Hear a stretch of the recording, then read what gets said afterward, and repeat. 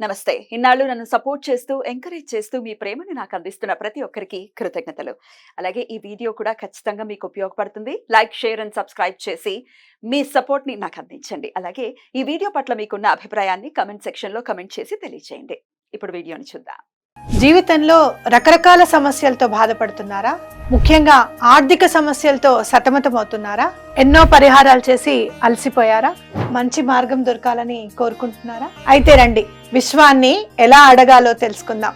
Law of attraction classes మీకోసం మన ఛానల్లో. వివరాల కొరకు సంప్రదించండి. నమస్తే, వెల్కమ్ టు అవర్ ఛానల్. నేను పద్మిని. ప్రస్తుతం పాటు ప్రముఖ ఆధ్యాత్మికవేత్త, సూర్యోపాసకులు, sun spiritual society founder Vikramaditya garu ఉన్నారు. మాట్లాడదాం. సార్ నమస్తే సార్. సూర్యోస్మి తల్లి. సార్, శ్రావణ శుక్లపక్ష ఏకాదశి వచ్చేస్తోంది. ఈ ఏకాదశి అజ ఏకాదశిగా, ఆనంద ఏకాదశిగా పిలువబడేటటువంటి ఏకాదశి. అబ్బా, పేరే ఎంత బాగుందో. అదే కదా లేదు, ఆనందమే కదా లేదు. దాని వెనకే పరిగెడుతున్నాం. డబ్బులు లేక ఆనందం లేదా, పెళ్ళవక ఆనందం లేదా, పిల్లలు లేక ఆనందం లేదా, ఇట్లా రకరకాల పరిస్థితుల వల్ల ఆనందం అయితే లోపిస్తుంది. మరి ఈ ఆనందం మన జీవితంలో వెళ్ళి విరియాలి అని అంటే ఈ ఆనంద ఏకాదశిని ఎలా వినియోగించుకోవాలి, ఏం చేయాలి ఆ రోజున ఒక్కసారి మీ ద్వారా. మన శరీరం కూడా ఒక 7 చక్రాల మీద ఆధారపడి, ఎనర్జీ పాయింట్స్, సెంటర్స్ అనుకోవాలి. వాటి మీద ఆధారపడి మనం భౌతిక జీవితాన్ని మనం నడుస్తున్నాం. ఇందులో ప్రధానంగా హృదయ చక్రం, హార్ట్ చక్ర అనేది మనలో ప్రేమని, ఆనందాన్ని చవి చూసేలా చేస్తుంది. ఇప్పుడు మనం ఆనందం లేదు అంటే దాని అర్థం ఏంటి? మన హృదయ చక్రం వికసనంగా లేదు. హృదయ చక్రంలో మనకి 12 దళాలు ఉంటాయి. మన మణిపూరకానికి 10 దళాలు హృదయ చక్రం ఇక్కడ ఉంటుంది. థైమస్ గ్లాండ్ అంటారు దీన్ని. దాని వెనక వెన్నెముకగా అనుకుని ఒక పుష్పం ఎదరికి ఇలా ఉండి 12 దళాలతో పరిభ్రమిస్తూ ఉంటుంది. అంటే ఇప్పుడు ఆనంద కారకుడు విష్ణుమూర్తి. అలా మీకు శేషతల్పంపై చిరు మందహాసంతో నవ్వుతూ నిద్రిస్తూ ఉంటారు. అరమోరపడి కనులతో మనల్ని చూస్తూ ఉంటుంటాం. అంటే ఏదైతే మనకి కావాలో దాన్ని మనం ఇవ్వాలి. మనం అందుకనే చేసినప్పుడల్లా చేస్తూ ఉంటాం. హృదయం దగ్గర చేతుల నుంచి చేతులతో అవతల వాళ్ళకి ఏదైతే లోపించుందో దాన్ని మనం అందరికి ఇచ్చేస్తాం. ఇప్పుడు మనం ఆనందం లేదు, దాన్ని మనకు కావాలంటే 10 మందికి ఆనందాన్ని పంచడం ద్వారా మన ఆనందాన్ని పొందొచ్చు కదా. నా మనసులో బాధ ఉందా, ఇది మనకి పూర్వం రోజుల్లో కళాకారులకి పెట్టింది పేరు. అంటే వాళ్ళ హావభావాలతో, డైలాగ్ వ్యక్తీకరణలతో అవతల వాళ్ళను మొహాల్లో ఆనందాన్ని చూస్తూ వాళ్ళ బాధల్ని మర్చిపోయేవారు. బాధల్ని దిగమింగుకొని ఆనందాన్ని చెప్పుకోవడానికి చాలా సంఘటనలు మనకి. ఎన్టీ రామారావు గారు షూట్స్ జరుగుతున్న సమయంలో ఒక వార్త విన్న మిగతా వాళ్ళు ఎవరికి తెలియకుండా ఉంచి షూటింగ్ కంప్లీట్ అయిన తర్వాత వెళ్ళటం జరిగింది. ఇలా కొన్ని స్టేజ్ షోస్ కూడా చాలా మంది కళాకారులు అసలు నిజానికి వాళ్ళ లైఫ్ లో ఎంతో దుఃఖం ఉంటుంది కదా. ఆర్థికంగా వాళ్ళు కుటుంబాన్ని పోషించుకోలేని పరిస్థితుల్లో ఈ స్టేజ్ షోస్ లో నాటకాలు, డ్రామాలు వేసేవాళ్ళము. సురభి వాళ్ళు వింటూ ఉంటాం కదా. అంటే అంత నా దగ్గర లేని దాన్ని నేను అవతల వాళ్ళకి పంచడం అనేది అంత ఈజీ కాదు. కానీ అక్కడ మనం పంచుతున్నాము అంటే మాత్రం డెఫినెట్ గా మన జీవితాలు బాగుంటాయని చెప్పుకోవచ్చు. అంటే ఇప్పుడు ఇమీడియట్ గా ఇవాళ ఏదో పనిచేస్తే రేపు రావడం కాదు, ఎంతో కొంత మెరుగుదల ఉంటుంది డెఫినెట్గా. ఇక్కడ విష్ణుమూర్తి తత్వం మీరు అన్నారు, ఆర్థిక సమస్యల వల్ల ఆనందంగా లేవు. మరి లక్ష్మీదేవి కావాలి, ఆర్థికంగా బాగుండాలంటే లక్ష్మీదేవి కావాలి. లక్ష్మీదేవి ఎప్పుడు వస్తుంది అంటే ప్రేమని ఇవ్వడం ద్వారా. ప్రేమ లోపించింది మనలో. లక్ష్మీదేవి మన ఇంట్లో నిలబడట్లేదు అంటే మనలో ప్రేమ పోయింది. తన కోపమే తన శత్రువు అన్నారు కదా. ఇక్కడ విష్ణుమూర్తి తత్వాన్ని మనం పెంచుకోవాలంటే ఈ ఏకాదశులు, ఏదైతే ఏకాదశులు ఉన్నాయో, నెలలో వచ్చే 2 ఏకాదశులు, సంవత్సరం మొత్తానికి వచ్చేటువంటి 24 ఏకాదశులని ఎవరైతే మనం చెయ్యగలుగుతాము, భగవంతుడి దగ్గరగా ఉండగలుగుతాము, వాళ్ళ జీవితంలో ఆనందం అనేది చిరస్థాయిగా నిలిచిపోతుంది. ఇంకేమీ చేయాల్సిన అవసరం లేదు లేదు లేదు ఘంటాపదంగా చెప్పగలం. 100% డౌట్ లేదు. ఉపవాసాలు చెయ్యాలి, ఫాస్టింగ్స్ చేయాలి, ఇంటర్మీడియట్, ఇమీడియట్ ఏదో చెప్తున్నారు. అది భారతదేశ సాంప్రదాయం కాదు. భారతదేశ సాంప్రదాయం ఏకాదశి ఉపవాసం. అలాగే ఆదివారాలు మనకి నెలలో ఒక్కొక్కసారి 3 వస్తాయి, ఒక్కొక్కసారి 4 వస్తాయి.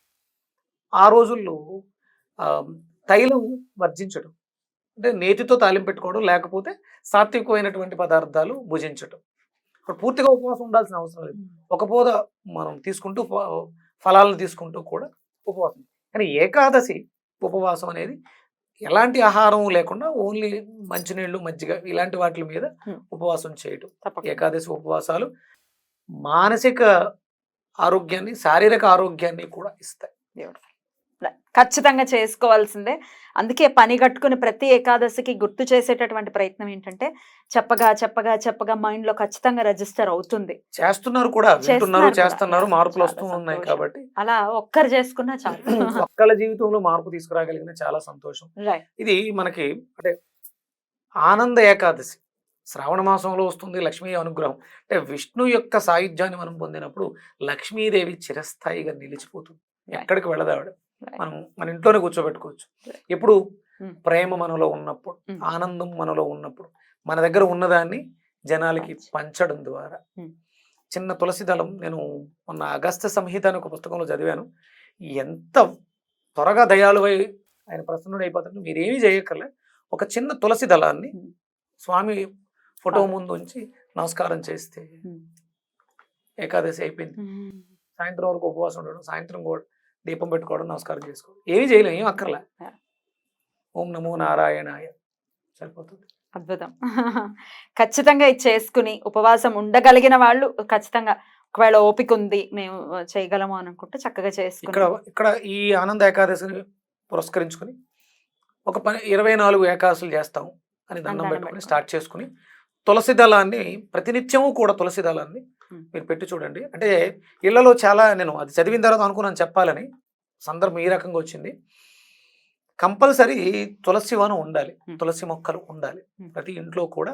కుండీల్లో అమ్మవారు మన కోసం, అంటే మొన్నటి వరకు నా ఇంట్లో చాలా తక్కువ ఉండేది, ఒక మొక్క నిలబడడం కష్టం, చాలా ఓపికతో నిలబడిపోయి ఇప్పుడు పెరుగుతున్నాయి, 4-5 మొక్కలు వచ్చినాయి.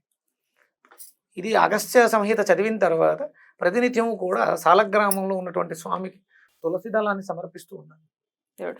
ఇది అందరం బాగుంటాం, ఆరోగ్యంగా ఉంటాం, దేశము ధర్మము కూడా సౌఖ్యంగా విరాజిల్లుతుంది. అయితే ఆడవాళ్ళు మాత్రం పూజ చేసుకునేటటువంటి తులసిని కొయ్యకూడదు అనేది అందరికి తెలిసిన, మగవారు కొయ్యచ్చు. మగవారు కొయ్యాలి, అంటే లేదు అనుకున్నప్పుడు కొని తెచ్చుకుని మనం దాన్ని నిల్వ ఉంచుకుని దాన్ని, ఆడవాళ్ళు తులసిని కొయ్యకూడదని శాస్త్రం ఉంది. అందుకని ఎవరితో అయినా కోయించుకోవడం కానీ లేకపోతే కొని తెచ్చుకోవడం కానీ చేసి ప్రతినిత్యము కూడా ఒక తులసి దళాన్ని సమర్పించండి స్వామి ఫోటో ముందు, విష్ణుమూర్తి ఫోటో ముందు, వెంకటేశ్వర స్వామి ఫోటో ముందు. స్వామి అనుగ్రహం పరిపూర్ణంగా లభిస్తుంది. ఈ ఆనంద ఏకాదశికి మొదలు పెట్టండి శ్రావణ మాసంలో. మరి ఒక్క నామం చేసుకుంటాము ఈ ఏకాదశికి, ఏది చేసుకుంటే ఖచ్చితంగా ఈ సమస్యల నుంచి బయటపడతాము అని అంటే ఏం చెప్తారు? అంటే మనకి ఊరికే ఏదో పడితే మనకి ఏది తోస్తుంది చెప్పడం కాదు. ఇప్పుడు అందరి జీవితాల్లోనూ కూడా అష్టమం.